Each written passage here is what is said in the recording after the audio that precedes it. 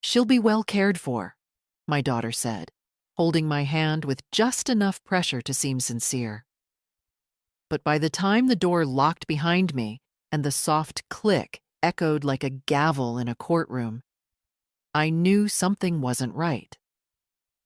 The room smelled like lemon-scented bleach and stale upholstery. One window sealed shut. One bed too stiff. One camera in the corner, blinking its quiet red light like a warning. I didn't argue when they took my bag. I didn't question the clipboard forms, the signature my daughter had already left behind. "Just for a few weeks," she'd said, "until you're stronger." I believed her. I shouldn't have. I was 78, not senile. But I suppose even sharp minds want to believe their children still mean well. The woman who brought me in wore scrubs and a badge that only said K. Ruiz. She smiled the way flight attendants do when the plane hits turbulence. "We'll check in on you every few hours. Meals will come to your door." She pointed to a tray slot that opened from the hallway. "And if you need anything, just press the button." There was no button. I sat down on the bed, careful not to wrinkle the slacks I'd ironed that morning. I'd worn them to seem composed, capable.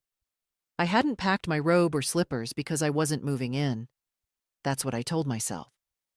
The tray slot opened just after 6 what? A paper plate with lukewarm chicken and something that might have been mashed carrots.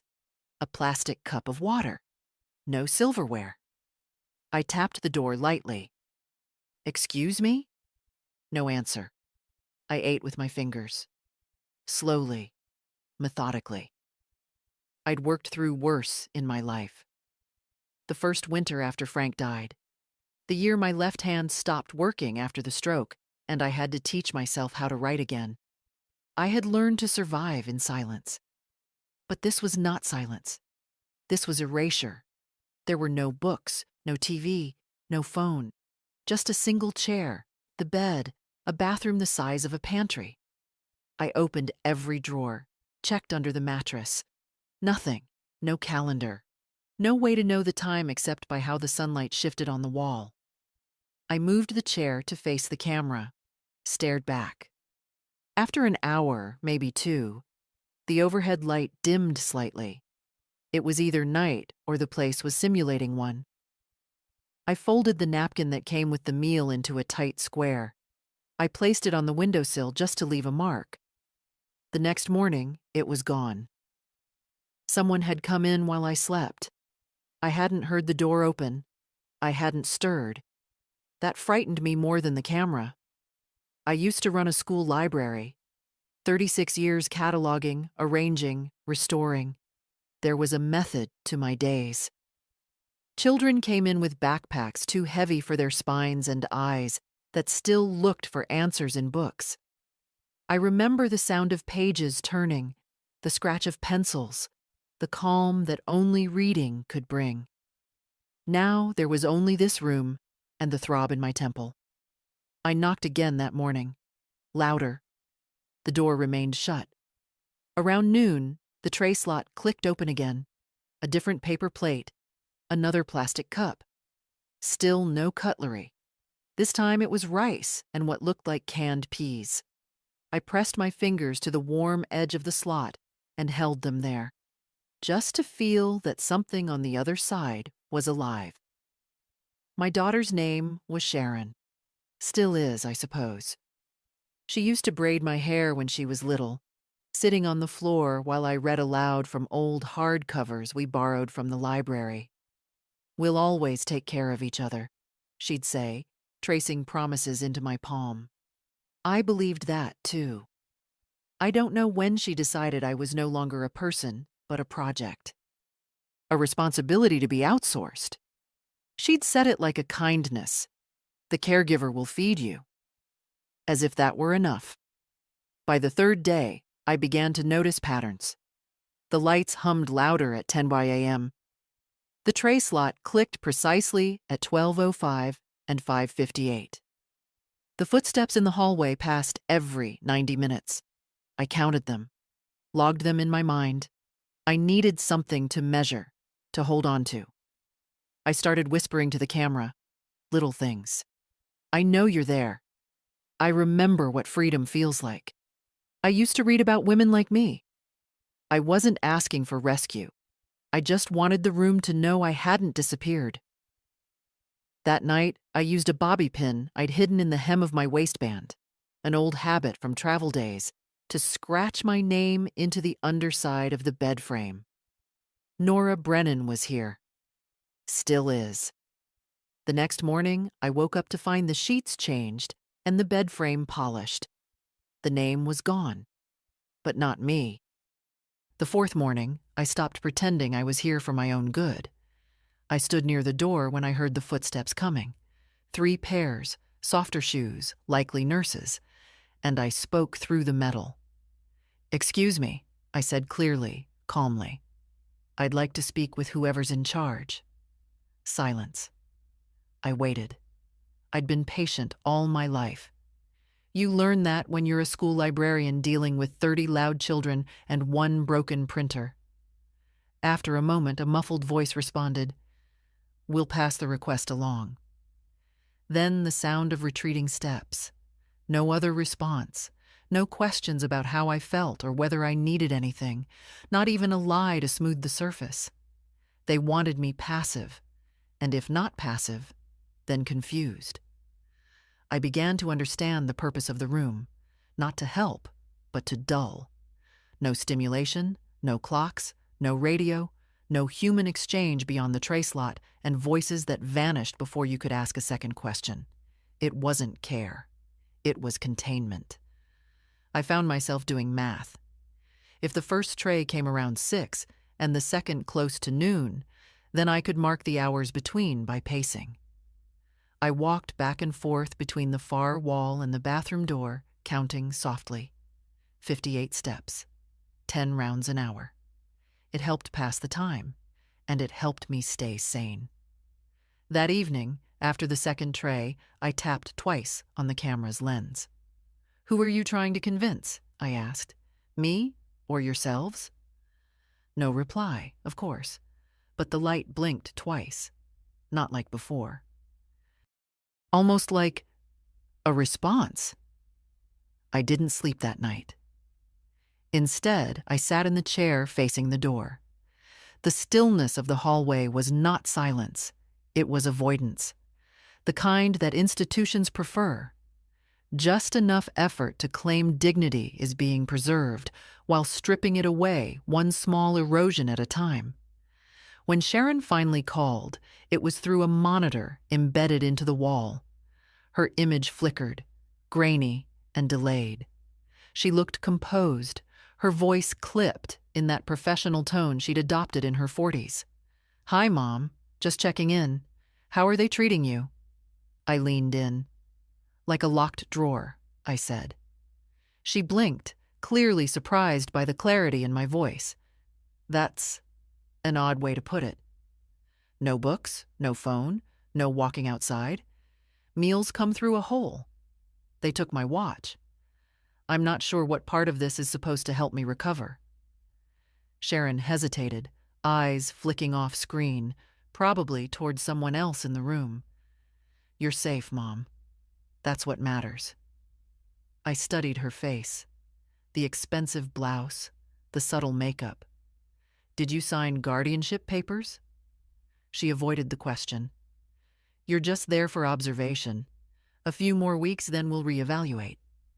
"We?" I said. Sharon didn't answer. I leaned back in the chair, folding my hands. "Do you remember when you were 12 and broke your ankle jumping from the back fence?" "What?" "I stayed with you in the hospital every night. The nurses told me I could go home, that you'd be fine, but I stayed. Because I didn't want you to wake up and be alone." She said nothing. "Now here I am," I added, "and you didn't even pack me a book." The screen went dark. Later that night, I counted a new set of footsteps, heavy, measured, less frequent than the others. Someone in different shoes, boots, maybe. Administrative. They paused outside my door. A clipboard tapped lightly against the wall, then left. They were watching me more closely now. I stopped eating the food. Not in protest, but because I didn't trust it. It wasn't poisoned, not literally. But there's something about being fed without choice that turns the food sour.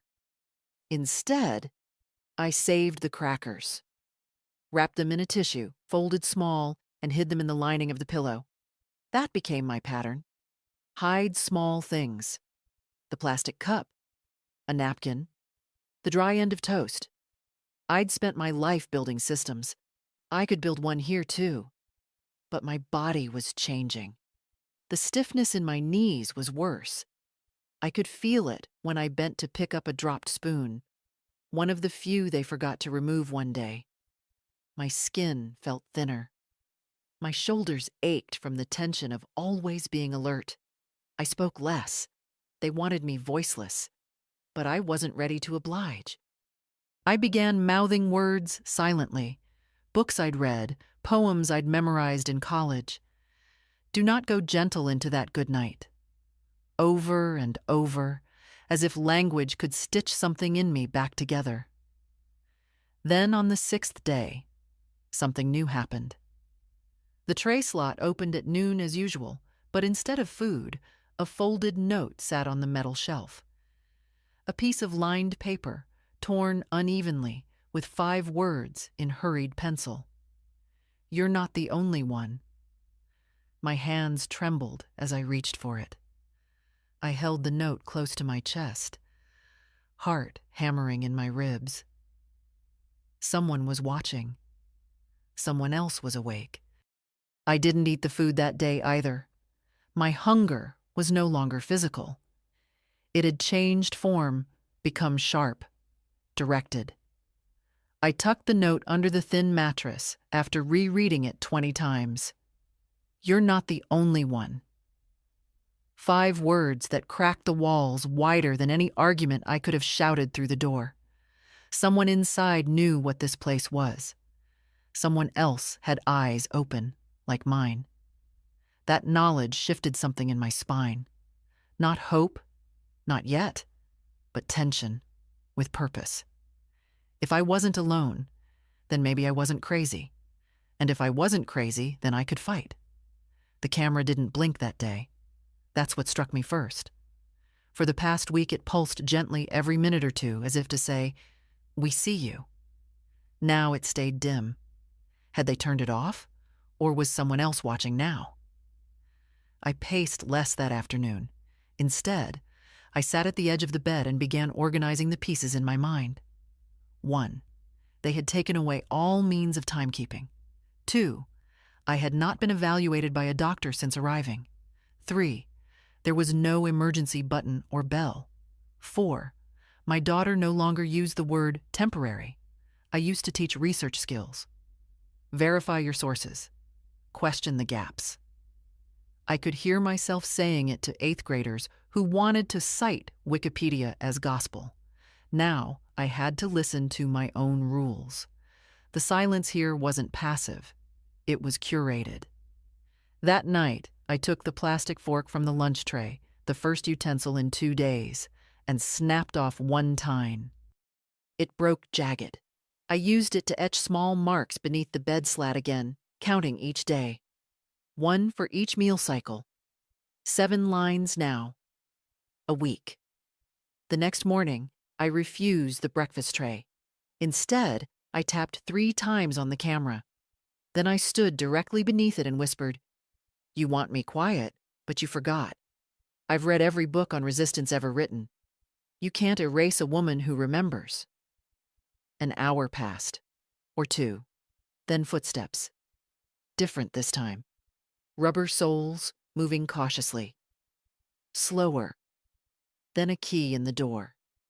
The first time it had opened since I'd arrived. A young woman stepped inside, maybe 24, dressed in pale blue scrubs, her hair in a messy bun, badge clipped low where most patients wouldn't notice it. Her eyes were wary, but not unkind. "I'm just here to check vitals," she said quietly. I didn't move. Name? She glanced at the camera, then lowered her voice. Maya. I nodded slowly. Are you the one who left the note? She didn't answer, just moved forward and wrapped the cuff around my arm. Breathe normally, she whispered, then added, I have 5 minutes. My pulse pounded beneath the fabric. How many others? I asked. Maya glanced toward the hallway. I can't say much, but you're not wrong about this place. Is it legal? She gave a slight shrug. Depends who you ask. My voice lowered. My daughter left me here without notice. I was lucid. I still am. I never signed papers. No evaluation. This isn't a care home. It's a warehouse. Her fingers tightened on the Velcro as she removed the cuff. They call it protective seclusion. Happens more often than people realize. Why? I whispered. Money. Convenience. Some families just want to feel like they're doing the right thing without doing anything hard. I closed my eyes briefly. They treat us like we're furniture. But we remember. Maya stood. I can't talk longer, but I'll be back. If you write something down, anything you need sent or saved, hide it under the toilet tank lid. That's the one place they don't check. She turned toward the door, then paused. I'm sorry, Ms. Brennan. You don't belong here. Then she was gone. The lock clicked again behind her. I stood frozen for a while, breathing like I'd just run a race. Then I moved quickly, forced by instinct. The toilet tank was easy to lift, heavy lid, dry inside. Room for a page or two. I tore the back flap off the tray's paper liner and used the ink from the food label, smeared from condensation, to write a single sentence with my fingernail as a stylus. If something happens to me, contact Helen Worthington, 212-555-7880. Helen was my oldest friend, retired judge, sharp as a tack. I hadn't seen her in 6 months, but we still exchanged letters. She'd know what to do, and she wouldn't let Sharon sweep it all under some rug of medical pretext. By evening, I felt changed. Not freer, not yet, but re-anchored to the world. The feeling of complete helplessness had shifted. Now I had a name, a point of contact, a witness. When the tray came again, lukewarm beef, limp broccoli, I moved it aside. The napkin was folded strangely. Inside, another note. You are not invisible. Keep going. I bit my lip hard, holding back the pressure behind my eyes. For the first time since arriving here, I allowed myself a thought not of survival, but of return. Return to my life. To my name. To the woman I had not finished being. I'd almost forgotten what it felt like to anticipate something. That restless stirring in the chest, the way time starts to carry weight again. For a week, the days had smeared into each other like rain on glass. But now each hour had shape, meaning. Because Maya existed. Because Helen's name was written and hidden. Because I wasn't imagining the bars. I stopped talking to the camera. Not because I was afraid, but because I no longer needed to prove I was sane. I began observing again. Harder. Deeper. The corridor outside had a rhythm. Not just shifts, patterns. 3 sets of staff rotated. Early, mid, and overnight. The woman with the nasal voice who whistled while walking wore perfume with a lavender base. The man who walked heavy was impatient. He banged the tray slot harder than the rest. I filed it all away. I wasn't documenting for safety anymore. I was documenting for leverage. My joints still ached. Sleeping in that narrow bed felt like lying on folded cardboard. But something in me was moving again.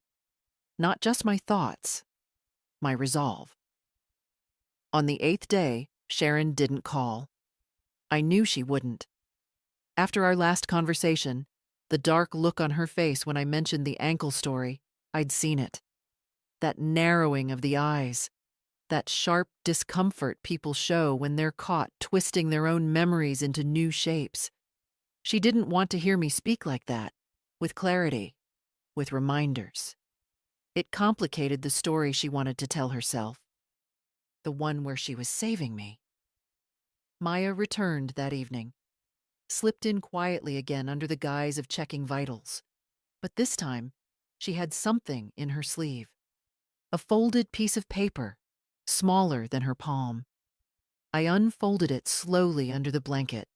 It was printed, typed, a list of names. Occupants, Ward 3, long-term observation. Nora Brennan, age 78, status. Pending evaluation. Alfred Milner, age 82, status. Unresponsive Marisol Panna, age 74, status. Medicated Dorothy Lynn, age 81, status. Delusional. And 5 others, all over 70. All marked with phrases that could mean anything or nothing. I pointed at the list. "This is illegal," I whispered. Maya nodded once, jaw tight. "I know, but people sign things they don't understand. Or they don't sign, and someone signs for them. Families hand over power like it's a coat they're done wearing." "I didn't sign anything," I said. "I believe you," she replied. Then she hesitated. "There's something else. Your name. It's on a real estate document. A pending sale." The air in the room dropped 10 degrees. "What sale?" I asked, though I already knew. Maya's voice was barely a whisper. "A house on Winchester Lane.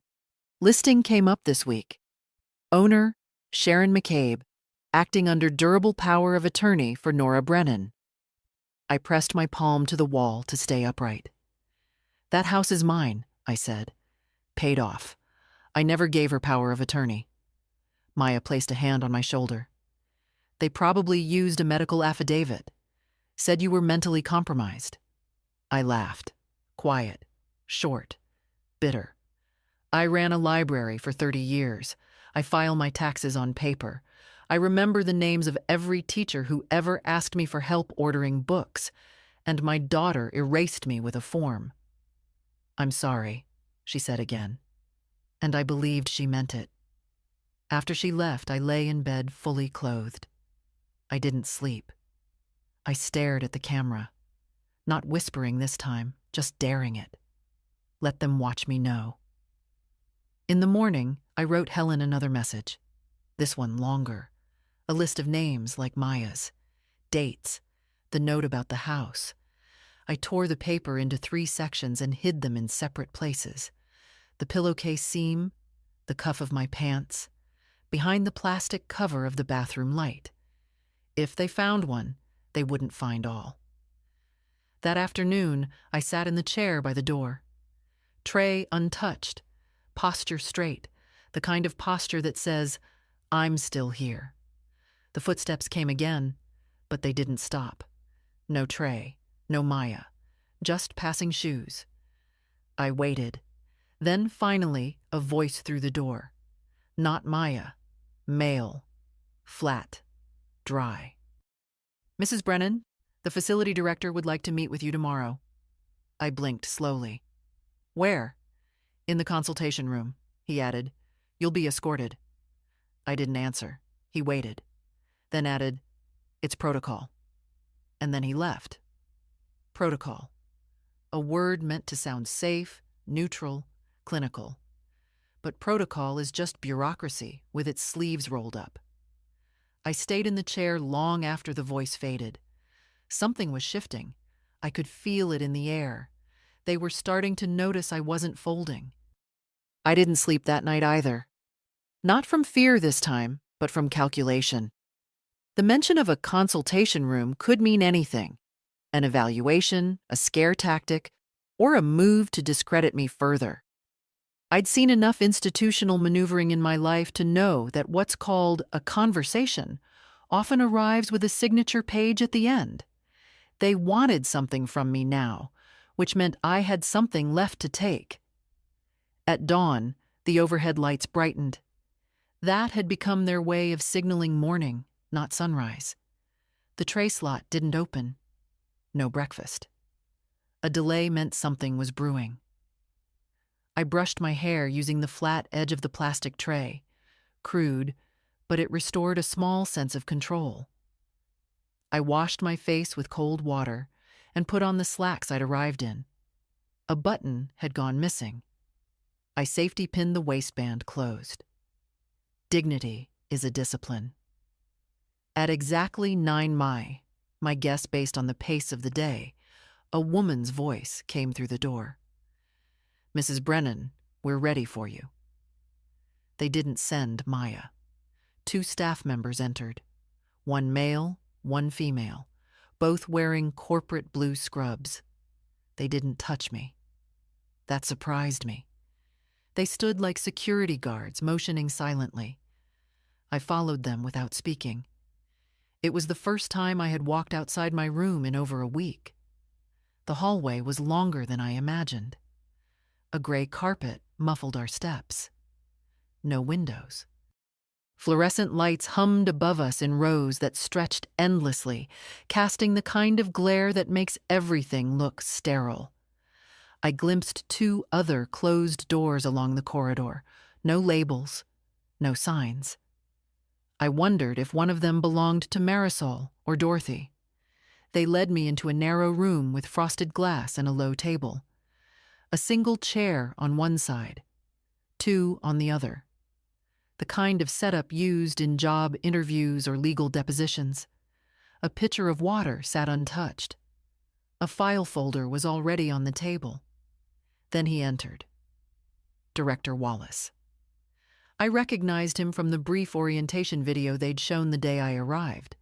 He looked taller in person. Thinner, too. Late 50s, maybe. Hands manicured. Eyes that didn't blink often enough. The kind of man who confuses calmness with control. "Mrs. Brennan," he said, taking the seat opposite me. "Thank you for making time." "As if I had a choice," I replied. A ghost of a smile.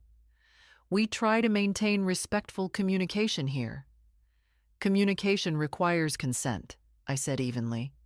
"Locking someone in a room isn't communication." He opened the folder, but didn't look at it.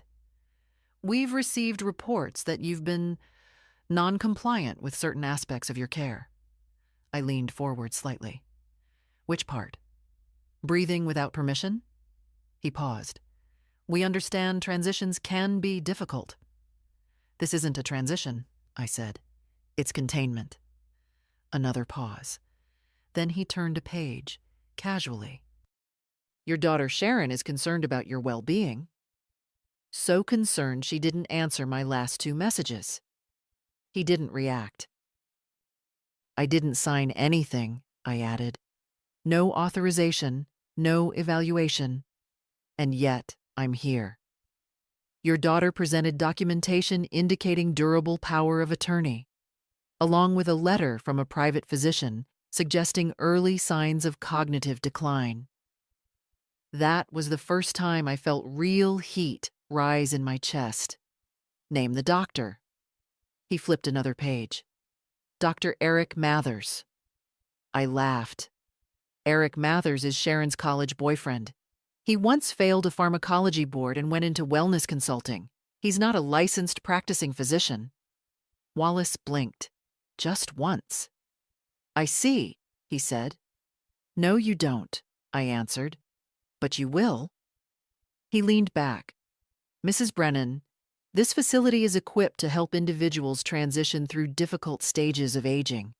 But we are also obligated to ensure their safety. If you continue resisting the care plan, we may have to escalate oversight." "To where?" I asked. "Another locked room with fewer napkins?" His expression changed, just slightly. A corner turned down. "There are processes," he said finally. "But there are also consequences. You may want to think about your cooperation."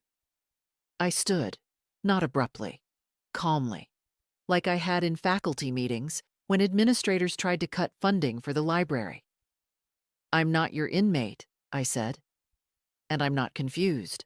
I'm a woman who knows her name, her history, and what's been stolen from her. You're not a caregiver. You're a gatekeeper. The aides moved slightly. He raised his hand. You're free to return to your quarters, he said. For now. Back in the hallway, they didn't speak to me. I walked on my own. My knees ached, but I didn't limp. Limping is a negotiation. I offered them none. Inside my room, I sat for a long time. No tray had arrived. No camera blinked. The silence was heavier now, not from absence, but attention. They'd seen me clearly for the first time. And I had spoken not just with defiance, but with record. Everything I'd said was likely on file now, and that was a good thing. That night, Maya came late.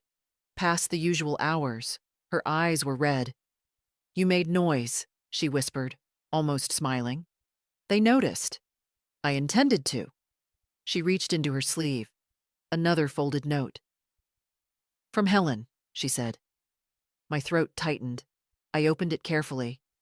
One line, handwritten in pen, I recognized instantly. I'm coming. Hold your ground. I folded it slowly, pressing it into my palm like a keepsake.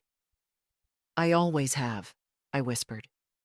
The next morning, the camera blinked again. It wasn't subtle. Its red light pulsed every few seconds like before. Only now the rhythm was different. Faster, almost impatient. I sat beneath it in my chair and said nothing. Let them blink. Let them collect their footage, flag their reports, log their observations. I had said what I needed to say. The room had heard me. They didn't send breakfast or lunch. By now, I understood the pattern. Silence after resistance. Their version of punishment wasn't a scream. It was removal. They thought withholding would make me pliable, that hunger would hush me. But I'd gone hungry before. After Frank died, money was thin and grief thinner. I'd lived on oatmeal and memory for 3 months while trying to keep the library running. This was nothing, but it was dangerous. I knew what they were doing. Starve the body, wear down the will, blur the days just enough so the protest becomes a mumble, and the mumble a murmur, and finally, nothing at all. I laid on the bed and stared at the ceiling. 6x8 acoustic tiles. One had a faint stain, maybe water damage, maybe coffee. That square became my clock. I watched its color shift with the light, using it to count the hours. I whispered lines of poems again. I am not resigned, I said. Millay. Then Dickinson. Much madness is divinest sense. By mid-afternoon, I was lightheaded. My hands trembled slightly when I stood to stretch. I needed calories, yes. But more than that, I needed a sign that Maya was still safe. That Helen's message wasn't a fluke. That this wasn't the moment the story ended in a locked door and silence. The tray slot opened at dusk. But there was no food. Just a napkin. Inside it, 3 sugar packets and a single cracker. Folded into the corner, a note. They're watching me. Can't risk more. You're on the radar now. HW coming Friday. I stared at the date. 2 days away. Friday. I paced the room slowly, rationing the sugar. 1 packet dissolved into my water cup, another tucked under the mattress for tomorrow. The cracker I broke into quarters, chewing each piece 30 times. I used to tell students to chew their food slower. Gives the brain time to register fullness, I'd say. And now here I was, taking my own advice like a ritual. That night, I dreamt for the first time in weeks of a hallway with no doors, only mirrors. In each one, a different version of me. Librarian Nora, wife Nora, mother Nora, this Nora. None of them looked away. When I woke, I wasn't hungry anymore. I was focused. They came again at 10 a.m., not Maya. 2 aides, one with a clipboard, the other carrying what looked like a small recording device. The clipboard woman had a sharp chin and a voice like gravel. We're conducting a reassessment, she said. Please sit. I didn't move. I wasn't notified, I said. It's standard, she replied. You've been exhibiting elevated resistance. We need to reevaluate your risk profile. To what? I asked. To your convenience? She said nothing, just tapped her pen once against the board. The man placed the recorder on the table. State your full name, please. I stared at the device. Then I did what I had always done in the presence of arrogance. I gave it my clearest voice. Nora Catherine Brennan, born May 3rd, 1945. Former head librarian at Crestview School. Widowed. Mother of one. No diagnosed impairments, no legal guardianship assigned, and very much aware. The woman blinked. The man adjusted the recorder slightly. They asked 20 questions. Dates, names, locations, hypotheticals. If you found a wallet on the street, what would you do? What year is it? Who is the president? Do you believe the staff here is working in your best interest? That last one was the test. Not of memory, but of compliance. I answered all of them, calmly, slowly. No sarcasm, no anger, because they were waiting for a crack, and I would give them none. After the questions ended, the woman stood. We'll file our report. The man paused. You've got a strong voice, Mrs. Brennan. I always have, I said. When they left, I lay back on the bed, exhausted. Not from the test itself, but from what it meant. They were documenting now, framing things, building a file thick enough to justify my erasure. But they'd failed this round. Helen was coming Friday. Until then, I had to hold my ground and my mind. In the bathroom, I pulled the toilet lid off slowly. My first note was gone. In its place, a fresh one. Different paper. Cleaner fold. I see them too. D. Another ally. Another voice behind a door. I closed the lid gently. Then I whispered, We are not ghosts. We are not done. On the 10th day, I found myself listening not just to sounds in the hallway, but to the silence between them. That's how you learn in places like this. Not from announcements or explanations, but from what's missing.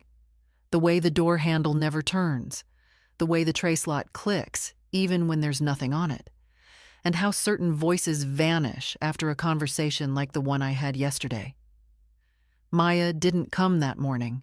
No knock, no tray, no whispered encouragement. Nothing. I waited until midday. Then I moved to the wall and tapped once, firmly. It had become a habit now, not just for the camera's benefit, but for mine. A declaration. I am still here. Then I said it out loud, just once. I am still here. The camera didn't blink. At 3, or what I guessed was 3, the tray slot opened with a quiet clang. A different hand. Rougher. The lunch was basic. Oatmeal with no sweetener and a slice of dry toast. No note, no hidden packet. Just sustenance to keep the body quiet. I ate it anyway, slowly. Not because I was surrendering, but because I would need my strength. Helen was coming tomorrow. I had no way to tell time with certainty, but I felt it in my bones. 10 days inside this place, and already I'd become a creature of rhythms. Around dusk, footsteps stopped near my door, but they didn't move on. I stayed still. Then a whisper, too low to make out words. Another whisper, closer. Then the tray slot opened again. I crouched by it carefully, expecting another empty tray. But instead, something small and soft slid through the slot. A glove, thin, white, worn at the fingertips. Inside the glove was a folded paper towel. I pulled it open. Written in pen, block letters. They watched me. I'm off schedule. Be careful. M. Below that, barely legible. Second floor staff room, file cabinet, bottom drawer. My heart kicked against my ribs. Information. A location. Maya had left a breadcrumb. Risked something. I tucked the glove inside my mattress lining and smoothed the bed. Then I returned to the bathroom and scratched 2 marks behind the wall mirror frame. One for her, one for me. That night, I didn't sleep. I sat on the floor against the far wall, knees pulled to my chest, listening to every creak and shuffle. My mind spun faster than it had in years. I imagined the layout of the building based on echoes, the distance from my room to the consultation hallway, the stairs that must lead to a second floor, the location of that file cabinet. Even if I never saw it, the knowledge that it existed gave me something I hadn't had before: reach. Morning came with a different aide, a man I hadn't seen before. He didn't speak, just opened the door with a set of keys on a silent lanyard and motioned for me to follow. We went left this time, down a shorter hallway. No windows. At the end, a door opened into a different kind of room. Bright walls, soft chairs, a table with fruit in a plastic bowl. It looked like a dentist's waiting room, designed to lull. Helen was not there. Instead, Director Wallace stood near the window with a clipboard in hand. He smiled. "Mrs. Brennan, how are we feeling today?" "Still lucid," I replied. "Good. I'd like to offer a brief update. Your daughter has requested a delay in visitation. There's been a miscommunication about your current evaluation." "Miscommunication?" I repeated. "That's a generous word." "She's asked for more time to review options. Until then, we'll continue your stay as arranged." He paused. "Any questions?" "Yes," I said. "How do you sleep at night?" He didn't flinch. "With great care." Then he nodded to the aide. I was escorted back without further comment. Once alone again, I paced the room for nearly 2 hours. The news shook me, but it also confirmed what I suspected. Helen had tried, and Sharon had blocked her. But that meant the storm was reaching the surface. That night, at what I guessed was close to midnight, I sat facing the camera and said softly, "I was always the quiet one, the book person, the listener. But silence doesn't mean absence. You can erase access, food, light, voices, but not knowing, not memory. I remember who I am." Then I stood, walked to the bed, and began to tear the hospital-issued napkins into strips. I didn't know what I'd use them for yet. Messages, bindings, markers, but they would be ready. Let them come. Let Friday come. Friday arrived with the kind of silence that announces itself. No footsteps. No tray. No flickering camera. Just that charged quiet that feels more deliberate than noise. I sat in the chair by the bed, spine straight, hands folded in my lap. I'd combed my hair with my fingers, pressed the wrinkles from my blouse as best I could, and fixed my expression into one of calm authority.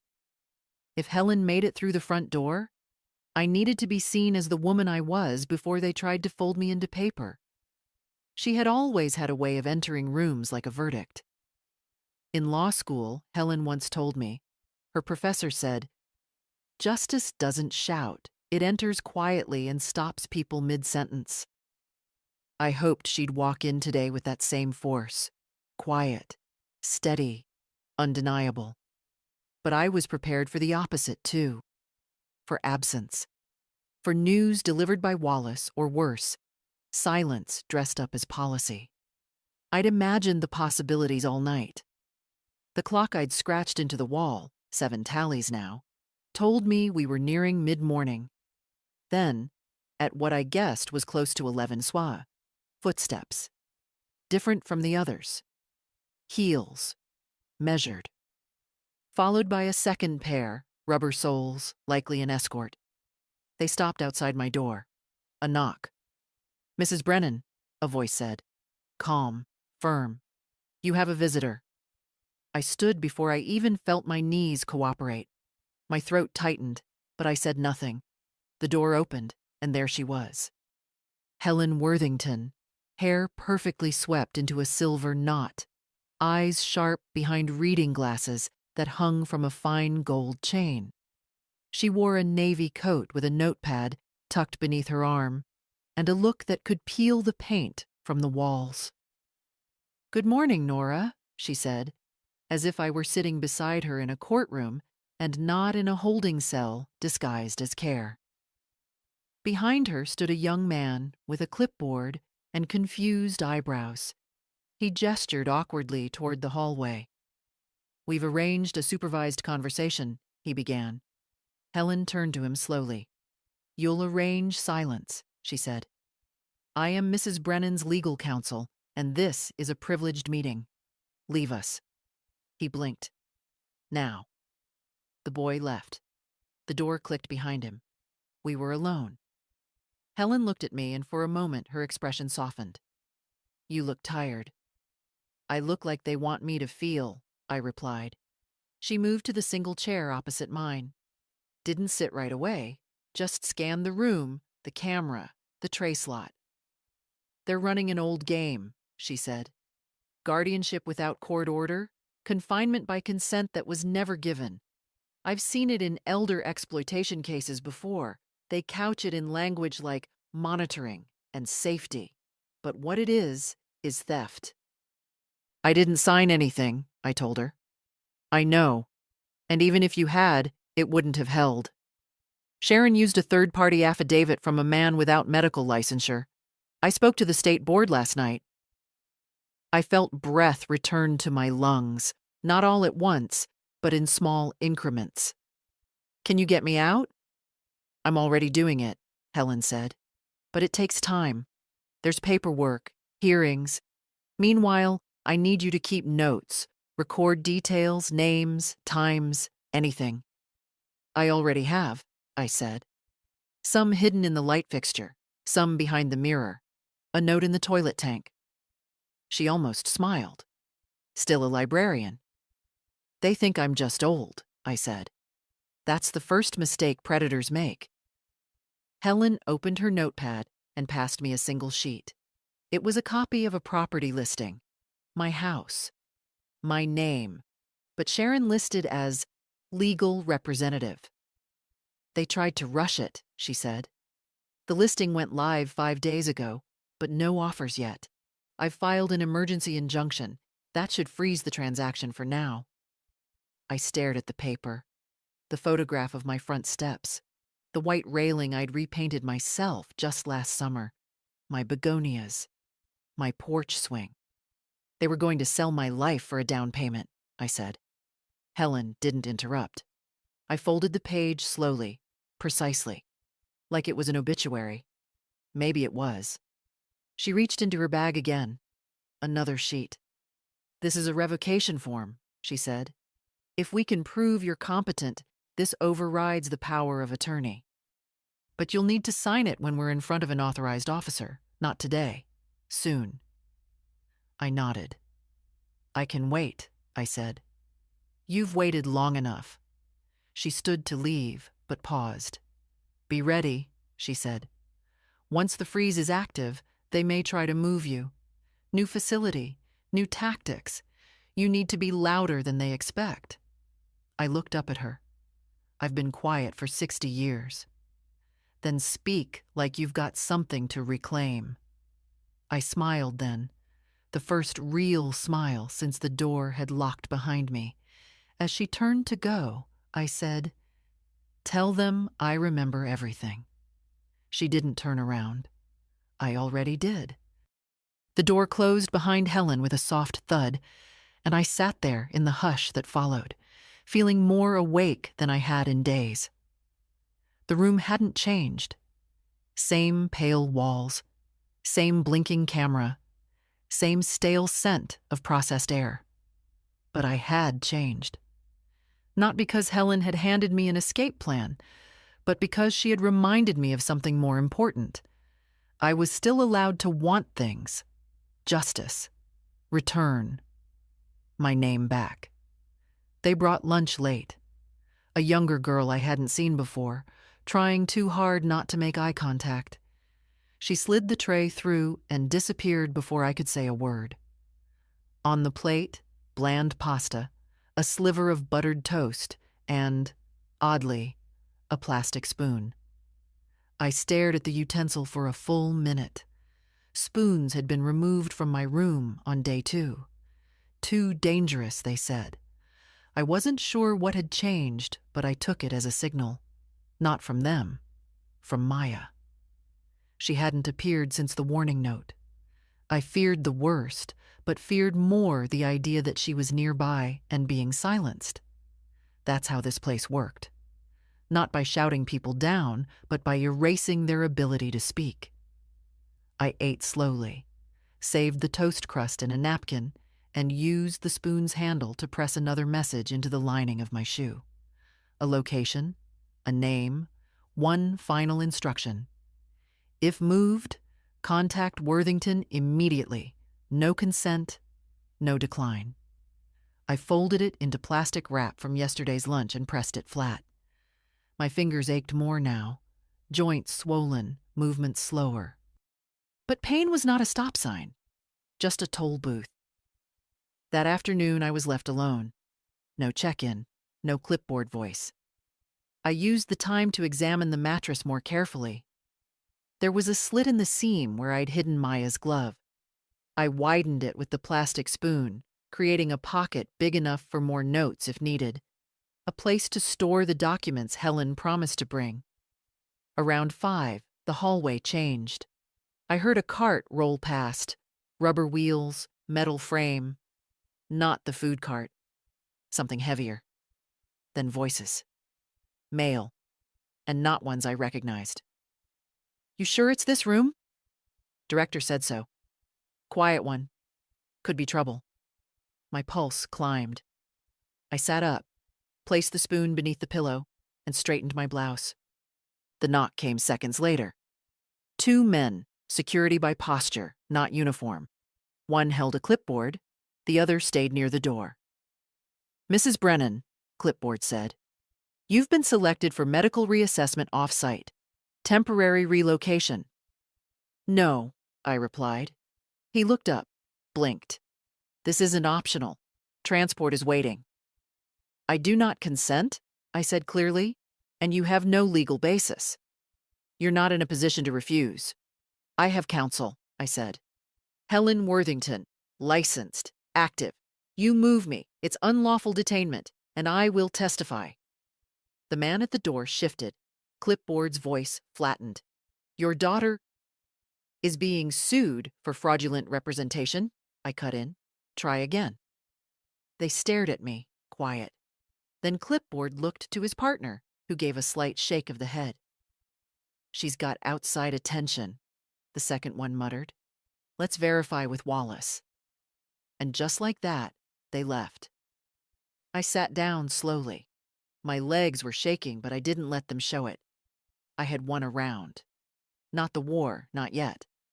But a round. The camera blinked faster after that, almost frantic.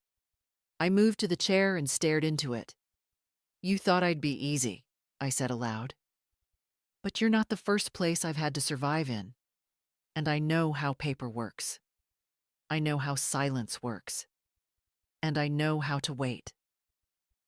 I stayed awake until midnight, scribbling names in the seam of the pillow with the tip of the spoon. Then I wrote one last word, deeper than the rest. Soon. The next morning began with a knock. Not the kind that waits for permission, but the kind that assumes entry. Director Wallace stepped in without a word from the hall, followed by a staff member holding a manila folder. He didn't smile this time, didn't pretend. That, more than anything, told me we were close. He stood beside the bed. "You've created quite a bit of disruption, Mrs. Brennan." I stayed in my chair. "No more than you deserve." He glanced at the aide, who quietly handed him the folder. "We've reviewed the recent interaction logs," he said. "Notes from your visitors, behavior assessments, camera transcripts. It seems you've been actively working against the care plan." "Which care plan is that?" I asked. The one that involved locking me in a room and removing my utensils? His expression didn't change. Your legal advocate's visit has caused confusion, he continued. We're exploring our options. Good, I said. Explore faster. He opened the folder. Inside was a single page. He placed it on the table between us. This is a reassignment form. You'd be relocated to a different facility, one with more structure, more supervision. Temporarily, of course. I didn't move. That's not a form. That's an ultimatum dressed in Times New Roman. His nostrils flared. You're refusing care. I'm refusing fraud. I could see him recalculating. That's what men like him do. They measure outcomes in silence, looking for the route that avoids noise. I knew the type. Ran into plenty during budget meetings in my years as head librarian. Men who smiled through manipulation and thought patience meant compliance. I hope you know, he said finally, that people who interfere with patient care are liable to consequences. That includes unauthorized staff.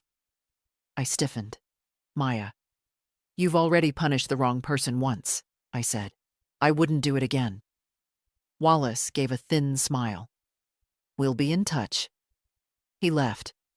The door clicked shut behind him, and I let myself sit all the way back in the chair. My legs were shaking again, but I didn't look down. That's how they win, by watching your body betray your words. But mine hadn't yet. I stayed seated for the next hour, watching the light move across the wall like a clock that refused to tick. At noon, the tray slot opened. Inside, a plate of toast, butter, scrambled eggs, still warm, and beneath the plate, a folded square of paper. I pulled it out and read quickly. I'm gone, suspended, but I left you a gift. Filing cabinet, second drawer, bottom left corner. M. I held the note in my lap for a long time. Maya had risked everything, and now she was gone. Pushed out or pulled back, either way, I wouldn't see her again. Not here. And yet, she'd left something. I began planning, not for escape, not exactly, for leverage. That afternoon, I pressed the button on the wall, the one they claimed didn't work. Just once. A voice crackled from above. State your need. I need to visit the second-floor consult wing, I said. Medical request. I've had tightness in my chest. Pause. Then, staff will evaluate. I waited. Half an hour later, an aide arrived. Not one I recognized. Neutral face, efficient movements. She opened the door and gestured. Consult wing. I followed her through the hall, up a narrow elevator that smelled of ammonia and tired air. The second floor was brighter, newer, the kind of surface-level improvement meant for inspections and donors. She led me to a side room, empty chairs, fake ficus in the corner. I'll return in 10, she said, and left. The moment the door clicked shut, I moved. Across the hall, I spotted it. The staff room. I'd only get one chance. I slipped inside. No cameras, no chatter, just shelves, lockers, and one tall gray filing cabinet. I crouched quickly, yanked the second drawer. Inside, papers, forms, ID copies, intake records. Bottom left corner, a thin manila envelope marked only with initials. I opened it, scanned the first page. Patient file. Brennan, Nora. Notes flagged by unauthorized aid. I flipped through quickly. There it was. Maya's handwriting in the margins. Words underlined. No psych eval. Camera use unregulated. No consent. And tucked behind it, a copy of a revoked medical power of attorney form, unsigned but typed, dated last year. A copy of a real estate listing. A handwritten schedule with staff names and security rounds. Evidence. I didn't take it. I didn't need to. I memorized the drawer, the label, the page positions. When the aide returned, I was seated, calm, breathing steady. No pain? She asked. Just passing, I said. Thank you. That night, I scratched a new word into the wood beneath my bed frame. Proof. I closed my eyes knowing something had shifted again. Not in my body, in the air around me. Let them come now. I wasn't just remembering, I was collecting. By the time the sun rose, if it did, I couldn't see it. I was already dressed. I wore the same pants as the day before, straightened the collar of my blouse, and tied my thinning hair back with a strip of cloth I'd torn from an old pillowcase. There's a kind of armor that comes from preparation, and mine had nothing to do with metal or force. Mine was made of habit, intention, and memory. They didn't bring breakfast. I didn't care. I sat in the chair by the door, legs crossed at the ankle, spine straight, waiting like the old field generals used to wait for news. Calm, prepared. Just before noon, the door opened without warning. Helen stepped in. No escort. No announcement. Her coat was still buttoned, and her face was sharper than I'd ever seen it. She held a folder, thick, dog-eared, the kind that only accumulates when someone's done real work. They stalled me at the front desk, she said. 30 minutes of procedural nonsense, but they can't block me. I nodded once. They tried again yesterday. She raised an eyebrow. Removal, I said. Off-site reassignment.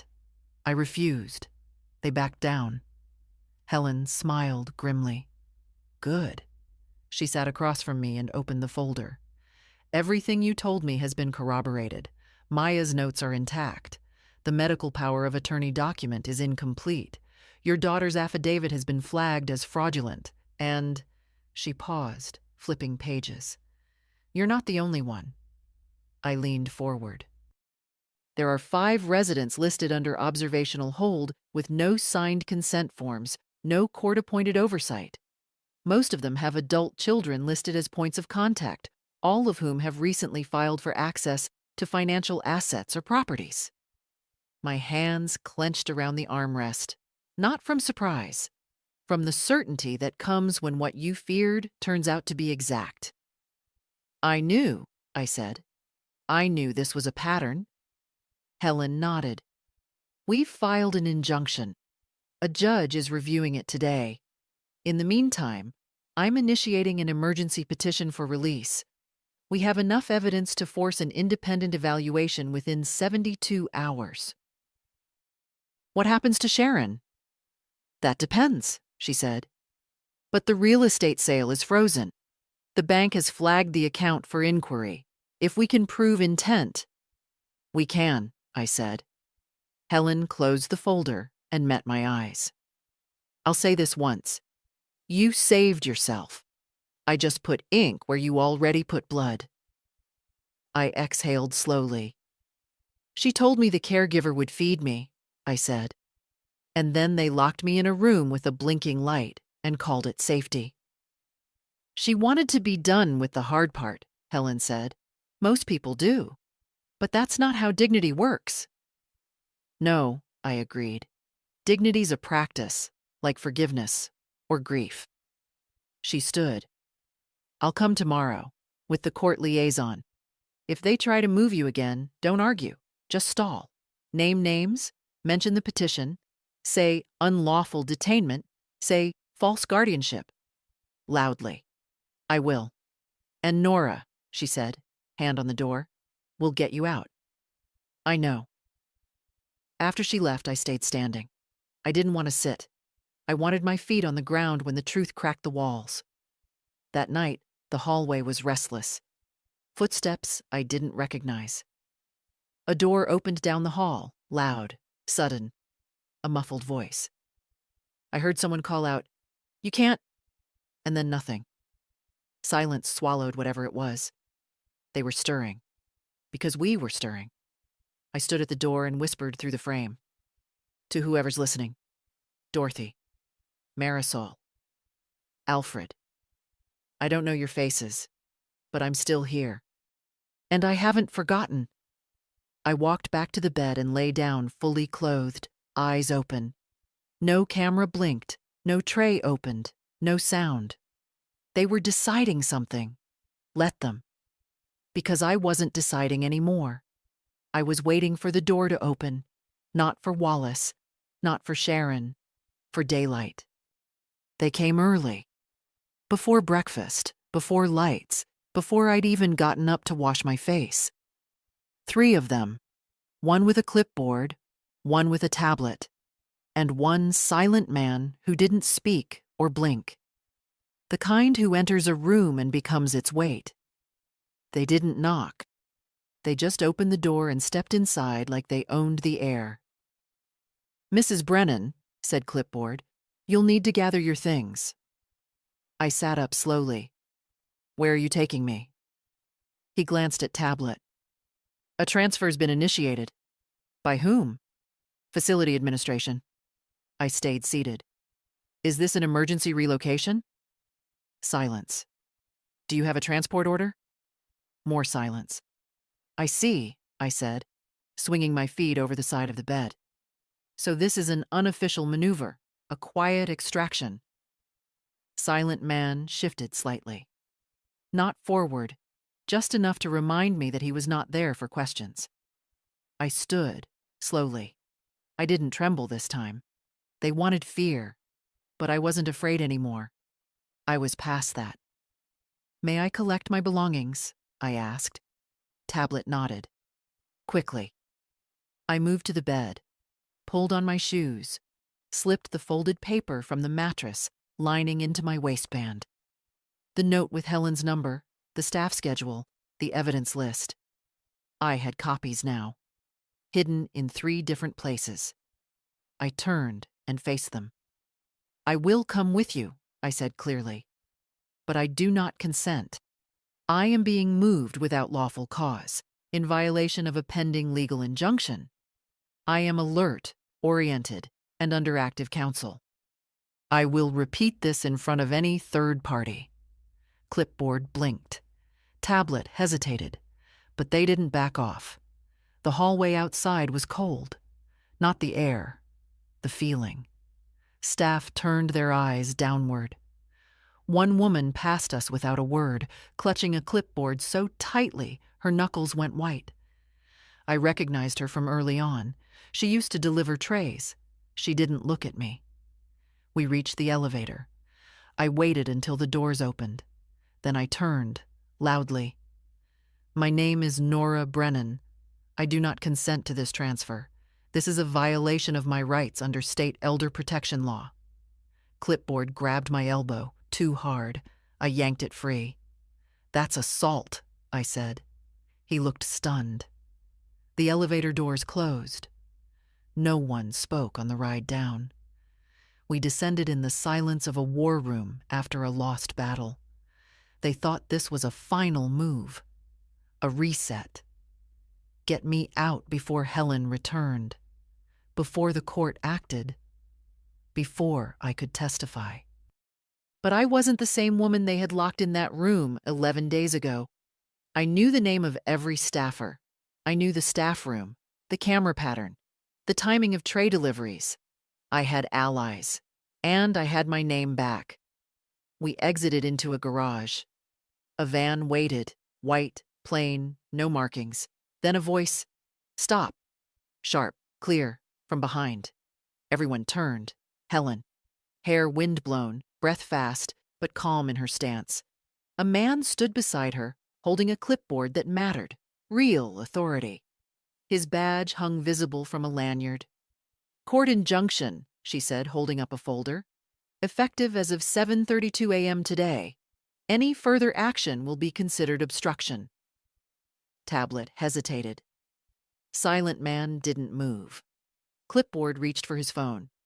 "No need," Helen said. "The sheriff's department is en route. You'll want to be here when they arrive." I exhaled slowly. My knees almost gave, but I stood still. Helen stepped toward me.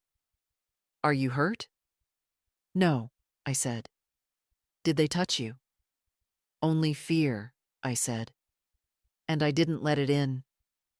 She turned back to the staff. This woman is under my legal protection.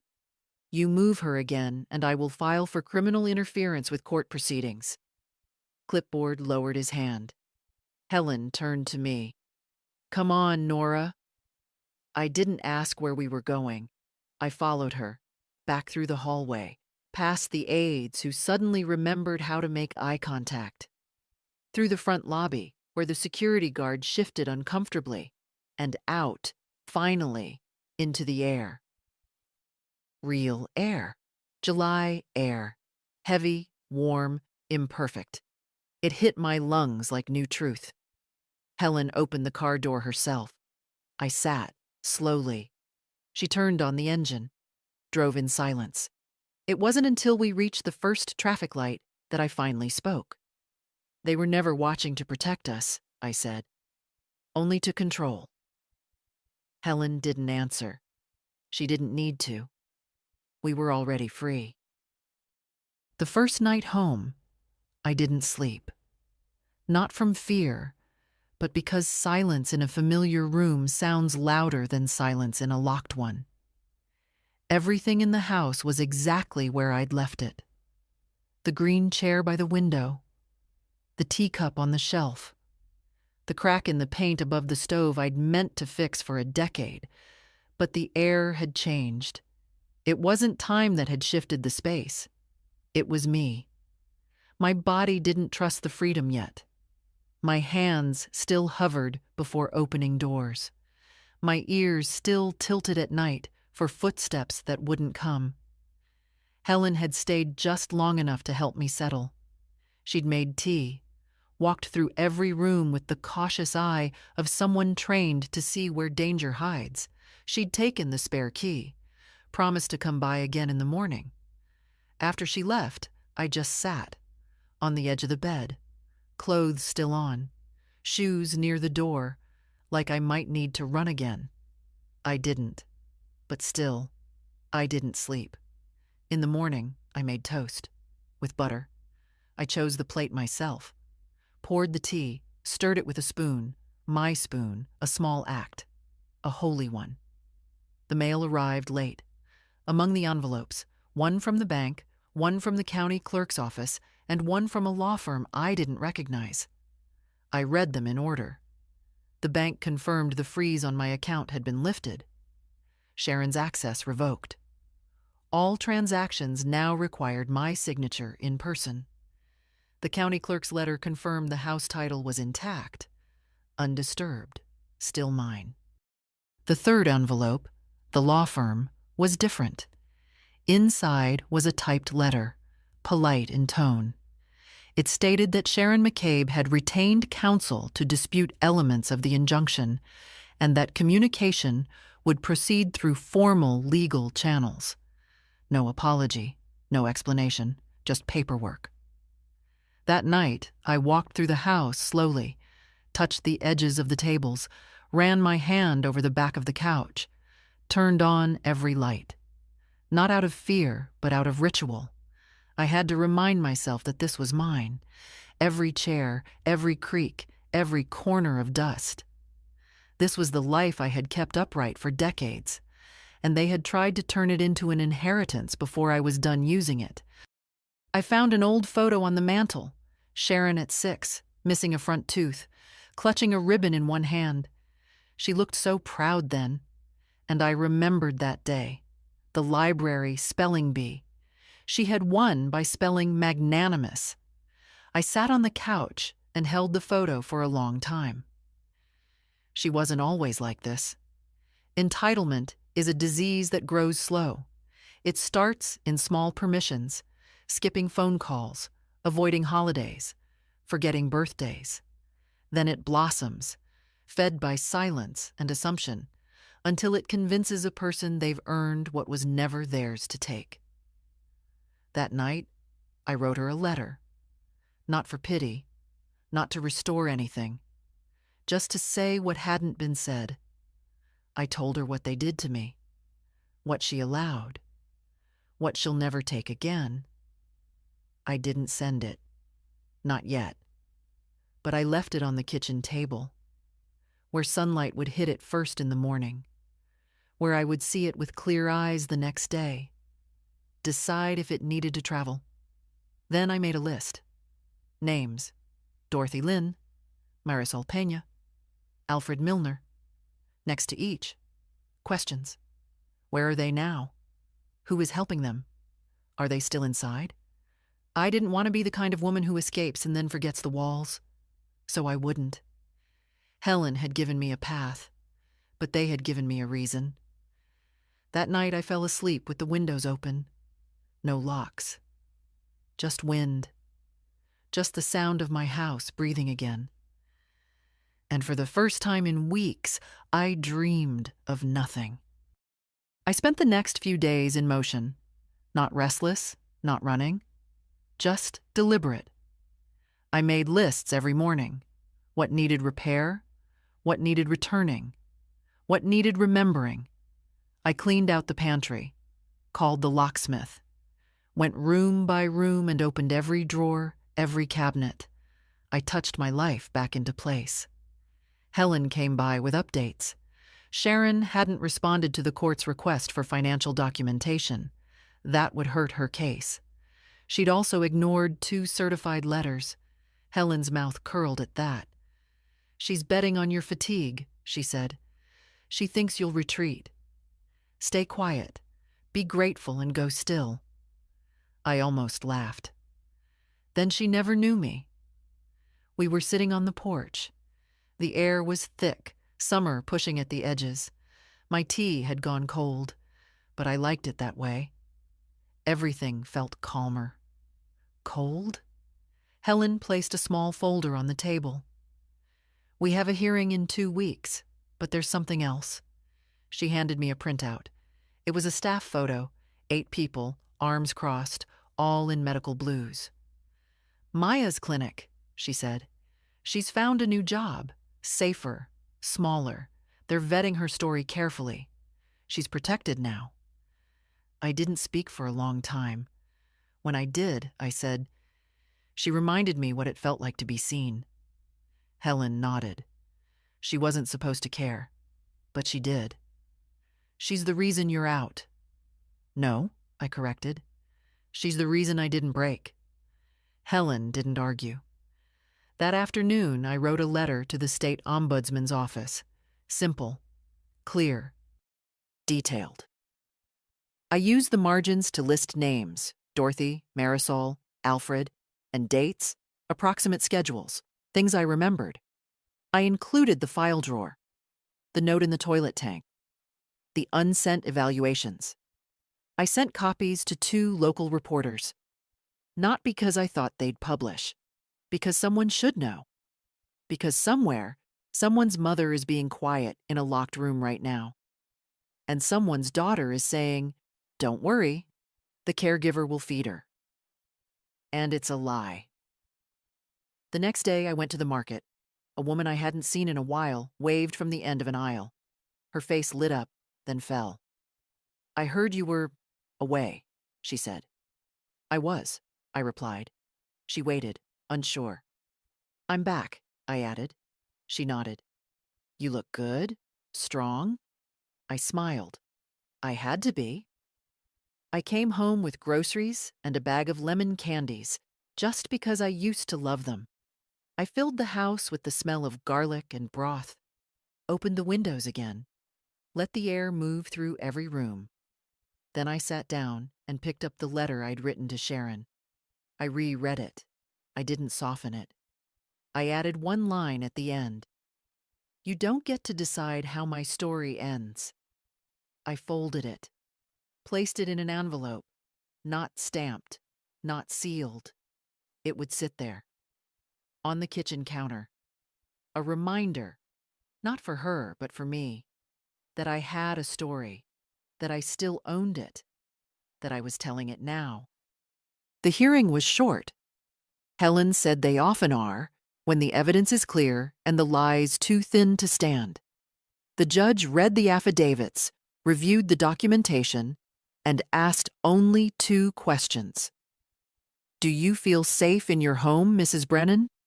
And Do you wish to maintain full legal autonomy? I answered both without pausing. He signed the revocation order within the hour. Sharon's power of attorney was nullified.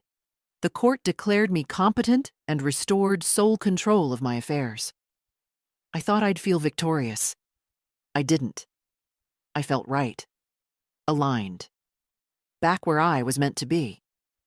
Outside the courthouse, Helen and I stood by her car. It was humid again. The kind of day where everything sticks, even your breath.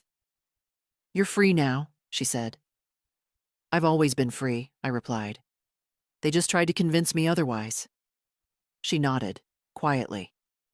We didn't hug. I didn't need comfort, just company. She gave me that. In the weeks that followed, things returned. Slowly. The neighbors started waving again. The phone rang with real voices. I began attending town meetings, sitting near the back, listening more than I spoke. One afternoon, I stopped by the local library. They'd moved the nonfiction. I didn't complain. They asked me to give a talk for Elder Awareness Month. I almost said no. But then I remembered Dorothy, Marisol, Alfred, the others I'd never met but felt in my bones. I stood at that podium and told the truth. Calmly, clearly, not to accuse, but to illuminate. When I finished, no one clapped at first. It wasn't that kind of story. Then someone stood, then another. No cheering, just respect. That was enough. I still get letters. Quiet ones. From women who've been silenced, from sons who feel guilt, from daughters who are trying to undo harm they didn't see soon enough. I answer what I can. I tell them what Maya told me. Start small. Start with a name. Some days, I light a candle for the ones who didn't get out. Some days, I just sit on the porch and listen to the wind. And I still haven't mailed that letter to Sharon. Maybe I never will. Maybe she'll come someday, and I'll say what needs saying, not to hurt her, but to show her I survived despite her. Not because of her. I'm old, I'm tired, but I'm not broken.